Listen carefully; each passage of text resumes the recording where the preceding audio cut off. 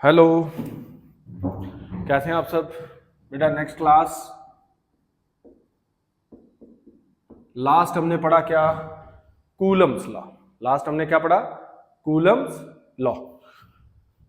और उसकी Coulomb's law की कौन सी फॉर्म पढ़ी? Scalar form. आज हम पढ़ रहे हैं कूलम्स लॉ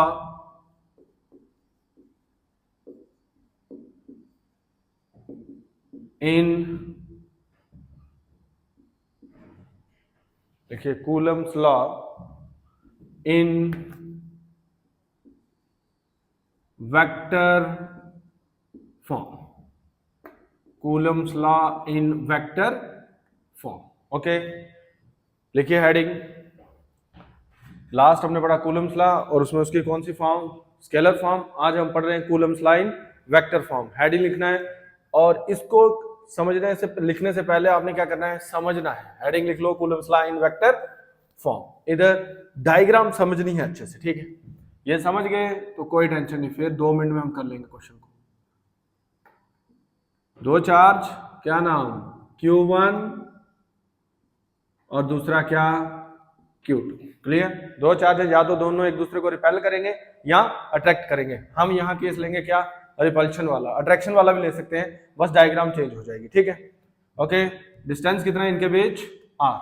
फिर से वही लिखेंगे, हमारे पास दो चार्ज हैं, कौन कौन से? Q1 एंड Q2, और R इनके बीच क्या है? डिस्टेंस। R इनके बीच क्या है?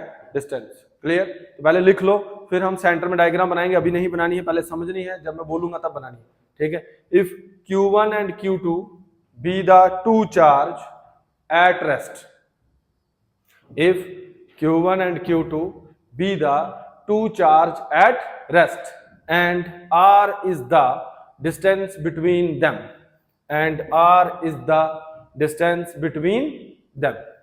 Okay, अब इधर यही डायग्राम है Q1 और Q2। अब इधर ध्यान से सुनना मेरे बच्चा, ठीक है? हम केस केवल कौन सा लेने हैं? रिपल्शन वाला। अट्रैक्शन वाले ले सकते हैं, कोई टेंशन नहीं है, ठीक है? तो अब देखिए इधर, अगर Q1 इसको क्या कर रहा है? रिपेल, तो Q2 किस तरफ जाएगा? इस तरफ। अब इधर देखिए, Q1 अपनी जगह रहेगा, Q2 अपनी जगह। हम बोल रहे हैं Q1 यहां से टुर के किसके पास जाएगा? Q2 को। और मारेगा किसको? Q2 को। मारेगा तो Q2 किधर भागेगा? इस तरफ। किधर भागेगा? इस तरफ भागेगा, मतलब जो उसको मार पड़ रही है उस डायरेक्शन में। मार मतलब क्या? फोर्स। मार मतलब क्या? फोर्स। और किसको मार पड़ रही है? Q2 को। मार कौन रहा है? Q1। जिसको मार पड़ रही होगी वो पहले, टू मतलब Q2, और जो मार रहा है वो उसके बाद। जो मार रहा है वो उसके बाद।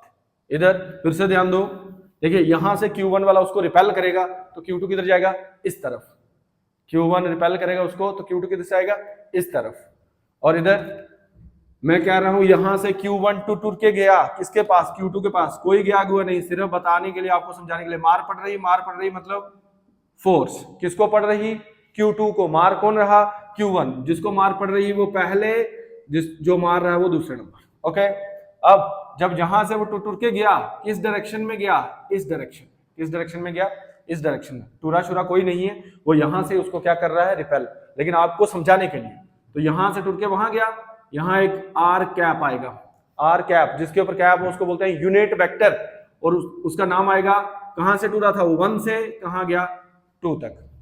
जो आर कैप 1 2 है, यूनिट वेक्टर है, डायरेक्टेड फ्रॉम, डायरेक्शन कहां से कहां? डायरेक्टेड फ्रॉम Q1 से Q2। Q1 से Q2। Okay, directed from Q1 से Q2। अब देखिए, Q2 वाला वहां से टूर के आएगा किसको? Q1 को। मारेगा Q1 को। मारेगा मतलब क्या? Force F vector. किसको मार पड़ रही? 1 को। कौन मार रहा? 2। इसका मतलब F वेक्टर 2 1 का मतलब क्या है? Force acting on charge Q2, और कौन लगा रहा है? Q1। ठीक है, F वेक्टर 1 2 का मतलब फोर्स कौन से चार्ज के ऊपर? Q1 के ऊपर, और लगा कौन रहा है? Q2। ओके, अब जब Q2 वहां से टूर के इधर आया इस डायरेक्शन में, यहां एक यूनिट वेक्टर R कैप कहां से टूरा? वो 2 से, और कहां आया? 1 तक। तो इधर सुनिए, R कैप 2 1 का मतलब क्या है? यूनिट वेक्टर, डायरेक्शन कहां से कहां? Directed from Q2 to Q1, directed from Q2 to Q1। Okay, फिर से मैं एक बार डायग्राम बताऊंगा और फिर हम आगे इसको कंप्लीट लिख लेंगे, ठीक है। इधर ध्यान दो, फिर से मैं एक बार बता रहा हूं, फिर आप बनाएंगे कॉपी के सेंटर में डायग्राम और फिर हम कूलम्स लॉ को लिखना स्टार्ट कर देंगे इन वेक्टर फॉर्म। ये मेरा बेटा Q1 चार्ज और ये Q2, क्लियर। Q1 वाला उसको क्या करेगा, रिपेल मारेगा, उसको मारेगा मतलब फोर्स F वेक्टर। मार किसको पड़ रही है, 2 को, थोड़ा सा बड़ा लिख लेते हैं, मार किसको पड़ रही है 2 को, और मार को ना 1, जिसको मार पड़ रही है वो पहले नंबर, जो मार रहा वो दूसरे नंबर। और जब वो Q1 यहां से टूट के जाएगा, इधर एक यूनिट वेक्टर रहेगा R कैप 1 2, ओके। और इधर जब Q2 इसको मारेगा किस तरफ आ जाएगा बेटा, F वेक्टर 1 2, और आपका कहां से कहां, एक यूनिट वेक्टर R कैप 2 1, वो कहां से कहां, R कैप 1 2 का मतलब unit vector directed from Q1 से Q2, R कैप 2 1 का मतलब unit vector directed from Q2 से Q1, F वेक्टर 2 1 का मतलब फोर्स एक्टिंग ऑन चार्ज, कौन से ऊपर, Q2 के ऊपर, ड्यू टू किसकी वजह से, Q1 की वजह से।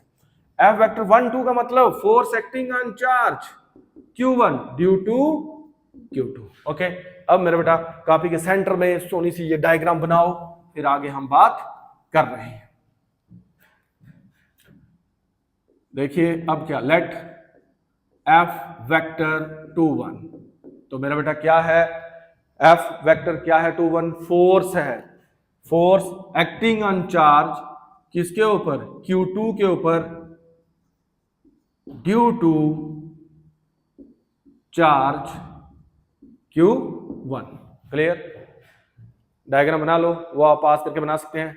लिखिए ध्यान से, पहले समझना है, F वेक्टर 2 1 का मतलब force acting on charge Q2 due to charge Q1, ठीक है। तो लिखिए let F vector 2 1, let F vector 2 1 be the force, let F vector 2 1 be the force acting on charge, be the force acting on charge Q2, be the force acting on charge Q2 due to charge किसकी वजह से, Q1 से, due to charge Q1, full stop. लिखिए comma, then comma लिखना, full stop comma, then Coulomb's law can be written as, comma then Coulomb's law can be written as, तो क्या आ जाएगा, F vector 2 1 किसके बराबर, देखिए इन दोनों चार्ज में खाली जगह है, कोई मीडियम का जिक्र नहीं किया हुआ, तो F वेक्टर 2 1 किसके बराबर, 1/4 pi epsilon not Q1 Q2 upon R square, Q1 Q2 upon R square. हमारे पीछे कितनी 5 इक्वेशन हो चुकी हैं, ये बनी क्या, इक्वेशन नंबर 6। नहीं रुक जाओ, इसके साथ आएगा R कैप 1 2, और इक्वेशन क्या आ गई 6, इक्वेशन क्या आ गई 6। और बेटा यहां लिखना है वेयर R कैप 1 2, मैंने अभी आपको पहले बताया R कैप 1 2 क्या है, is the unit vector directed from, कहां से कहां, Q1 से Q2, directed from Q1 to Q2, okay. अब नेक्स्ट कौन सा, लेट F वेक्टर 1 2 क्या है भाई, अब आप समझ गए होंगे, पहला वाला समझ गए तो ये तो कुछ भी नहीं। लेट F वेक्टर 1 2 क्या है, be the force, let F vector, अब ये लिखने के बाद अब लिखिए let F vector 1 2 be the force acting on charge, be the force acting on charge Q1, be the force acting on charge Q1 due to charge Q2। लिखिए कामा then Coulomb's law can be written as, comma then Coulomb's law can be written as, तो क्या जाएगा, F vector 1 2 किसके बराबर, 1/4 pi epsilon not, क्या भाई, Q1 Q2 upon R square, और साथ में R कैप 2 1, और इक्वेशन 7। और अब आपको पता है वेयर r कैप 21 क्या है, is the unit vector directed from Q1 से नहीं, डायरेक्टेड फ्रॉम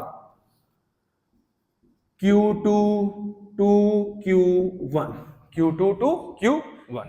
ओके, अब इधर ध्यान से सुनो, जो r कैप 1 2 और r कैप 2 1 है, ऐसे डायरेक्शन है, इसका मतलब इक्वल है, लेकिन डायरेक्शन क्या है, अपोजिट।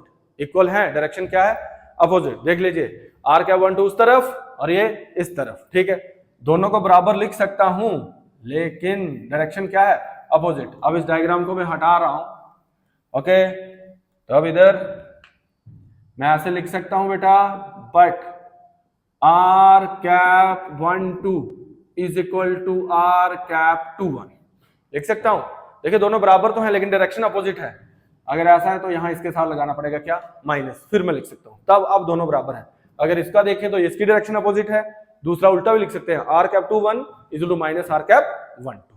अब देखिए ध्यान से, जहां लिखा होगा r कैप 1 2 वहां मैं क्या लिख सकता हूं, माइनस r कैप 2 1। देखो इक्वेशन नंबर 6, r कैप 1 2 है तो उसकी जगह मैं क्या लिख सकता हूं बेटा, माइनस r कैप 2 1। क्या लिख सकता हूं, माइनस r कैप 2 1। आपने सर्कल नहीं करना, आपको समझाने के लिए मैंने किया, ठीक है। अब देखो वहां से इधर आ रहे हैं, therefore equation 6 becomes, therefore equation 6 become, ठीक है। अगर बोला जाए देयरफॉर तो ये वाला लिखना होता है, अगर बोला जाए देयरफॉर कामा फिर इंग्लिश में लिखना है, तो क्या आ जाएगी इक्वेशन 6 f वेक्टर 2 1 किसके बराबर आ जाएगा, 1/4 pi epsilon not Q1 Q2 upon Q1 Q2 upon r square, और इसकी जगह क्या जाएगा, r कैप 1 2 की जगह क्या जाएगा, minus r cap 2 1, minus r cap 2 1। अब ये माइनस सीधे यहां बाहर आ जाएगा, तो क्या लिख सकते हैं, f वेक्टर 2 1 किसके बराबर, माइनस 1/4 पाई एप्सिलॉन नॉट, क्या आ जाएगा, Q1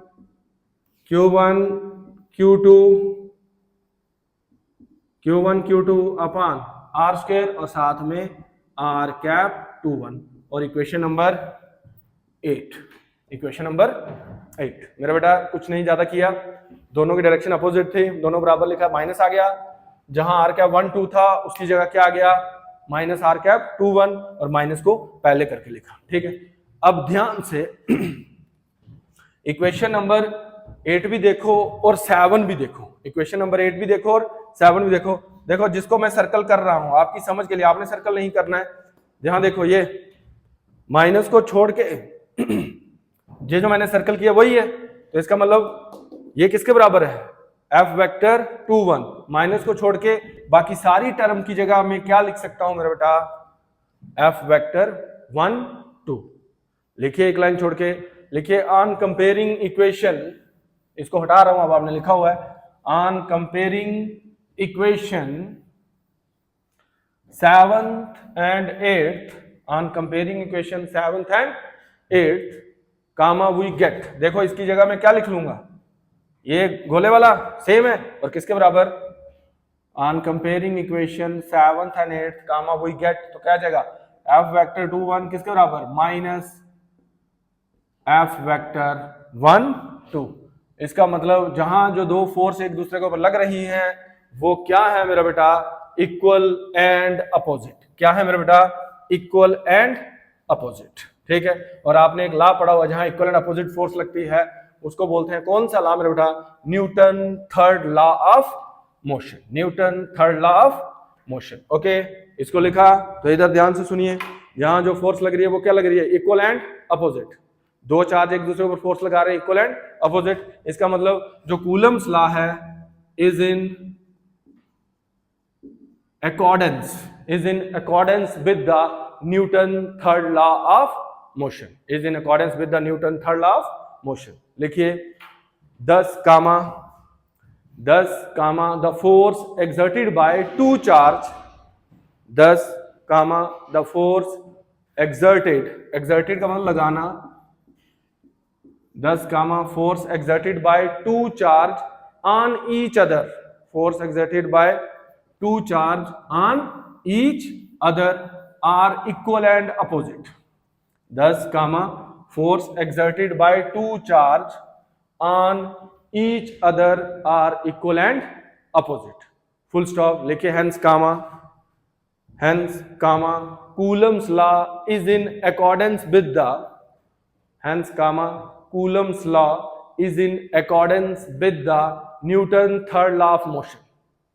Hence comma Coulomb's law is in accordance with the Newton third law of motion, is in accordance with the Newton third law of motion. Okay, लिखिए heading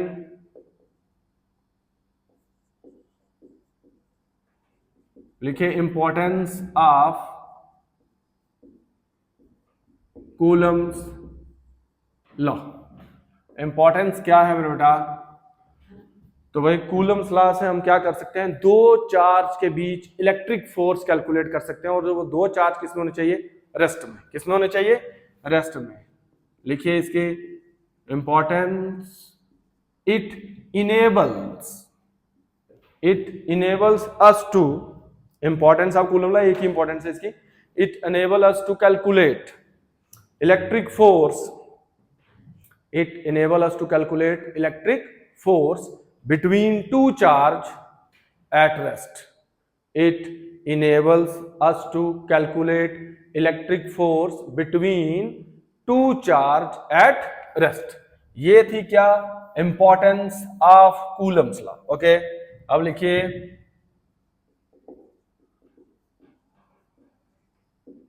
limitations of Coulomb's law. ठीक है, number 1 limitations of Coulomb's law. इधर इसकी दो limitation है। पहला, Coulomb's law applicable है सिर्फ किसके लिए? किसके लिए? पॉइंट चार्ज के लिए।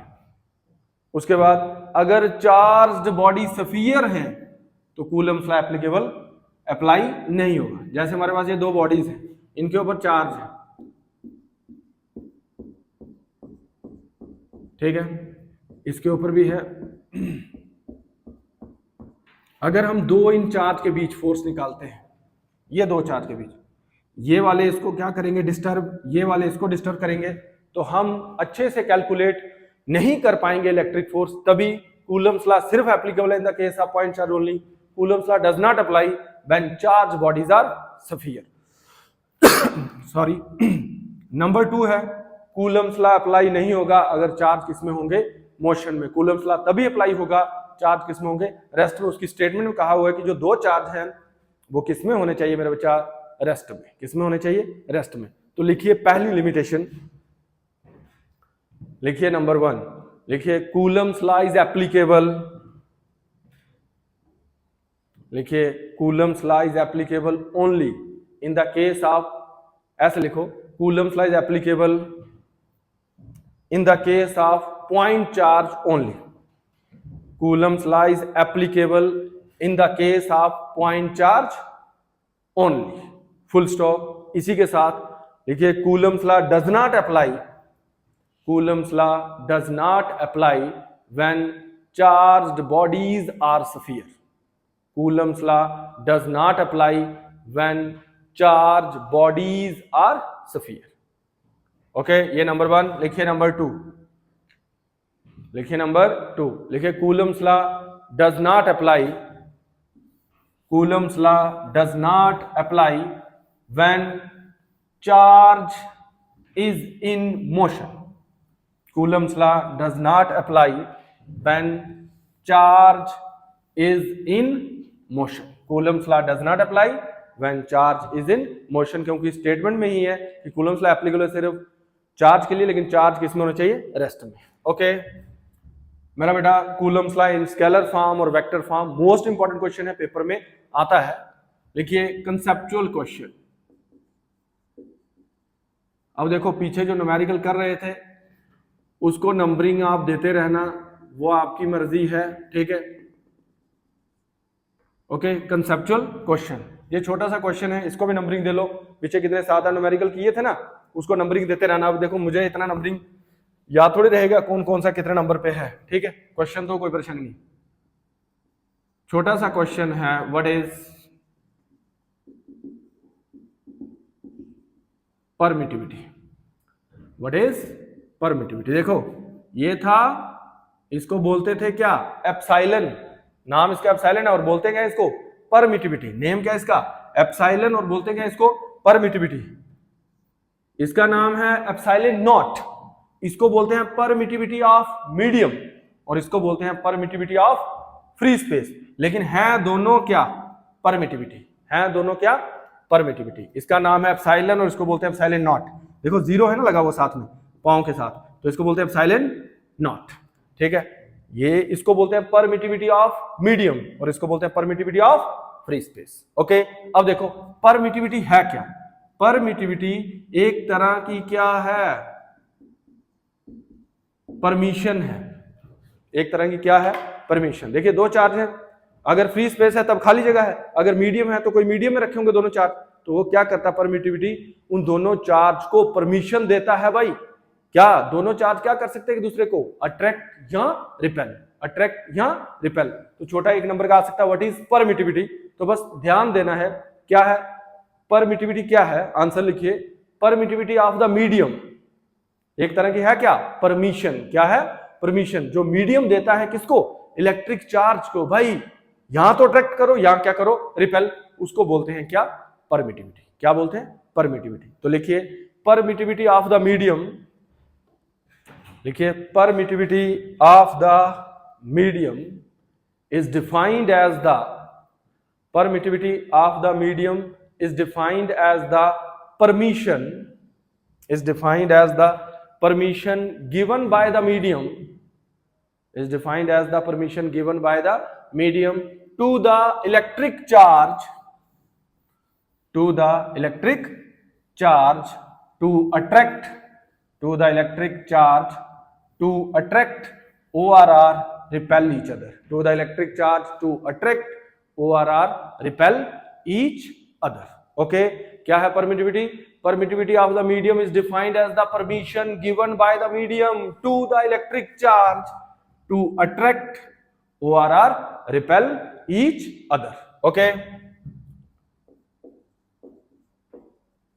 prove that, देखो ये पढ़ा था कूलम्स लॉ में स्केलर फॉर्म में, इसकी जगह मैंने डायरेक्ट वैल्यू लिखी थी, वैल्यू डाल के कितनी 9 × 10⁻⁹। मैंने कहा था जब हम आगे पढ़ेंगे ये सारी चीजें डिटेल में प्रूफ होंगी। देखिए prove that 1/4πε0 is equal to कितना, 9 × 10⁻⁹। ये लिखा था मैंने इसकी जगह, तो ये हमने क्या करना है, प्रूफ करना है। ओके, ध्यान देना है, फिर एक साथ लिख लेना है, कोई टेंशन नहीं। देखो क्या भाई, 1/4πε0, फिर 1/4 पाई की वैल्यू 3.14, एप्सिलॉन नॉट की वैल्यू 8.85 × 10⁻⁻12, यही भाई 4 पाई की और ये वैल्यू। ओके, अब इधर क्वेश्चन आपने लिख लिया होगा, इसको हटा रहा हूं, तो क्या आ जाएगा, एक स्टेप यहां लिख लेते हैं। देखो भाई 1/4 × 3.14 × 8.85, इसको ऊपर ले जाऊंगा, माइनस का है तो क्या हो जाएगा, प्लस का, माइनस का है तो क्या हो जाएगा बेटा, प्लस का। अब इसको मल्टीप्लाई करेंगे, 1 मल्टीप्लाई करने में आएगा 111.16, कर लेना मल्टीप्लाई इसको, इंटू 10⁻12, फिर 1 को डिवाइड करेंगे इस रकम के साथ तो क्या आ जाएगा 0.0089 इंटू 10⁻12। ठीक है, 11th में पढ़ा होगा आपने राउंडिंग ऑफ।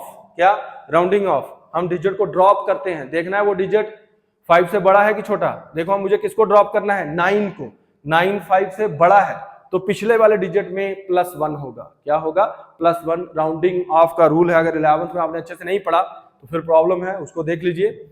मैं बता रहा हूं जो भी डिजिट ड्रॉप करना है उसके पहले 2 रूल है, ऐसे तो 5 रूल है, पहले 2। जो भी डिजिट ड्रॉप करना है अगर वो 5 से बड़ा है तो पिछले वाले डिजिट में एक ऐड होगा, अगर वो 5 से छोटा है तो पिछले वाले डिजिट में कोई चेंज नहीं होगी। तो ये 5 से बड़ा है 9, ड्रॉप करेंगे 0.00, एक ऐड हो जाएगा क्या 9 इंटू 10⁻12। और इधर ये पॉइंट है बेटा, पॉइंट शिफ्ट करना मैंने सिखाया हुआ है। देखो 1 2 3 यहां ला रहा हूं, क्या आ जाएगा 9, कितने डिजिट गया 3, 10⁻12। देखो पहले हमने डिजिट शिफ्ट किया, रूल क्या है 10 के साथ मल्टीप्लाई करना है, किसके साथ, ये तो 10⁻12 इसका है ना, 10 के साथ मल्टीप्लाई करना। फिर देखना कितने डिजिट 1 2 3, 10⁻3। फिर देखना है लेफ्ट के राइट, कौन सी side, right side. Right side में होगा तो यहाँ क्या आएगा बेटा माइनस। तो देखो 9 इंटू 10⁻12 -3, यहाँ 10⁻12 है और यहाँ -3, 3 चले जाएंगे बेटा, तो क्या आ जाएगा 9 इंटू 10⁻9।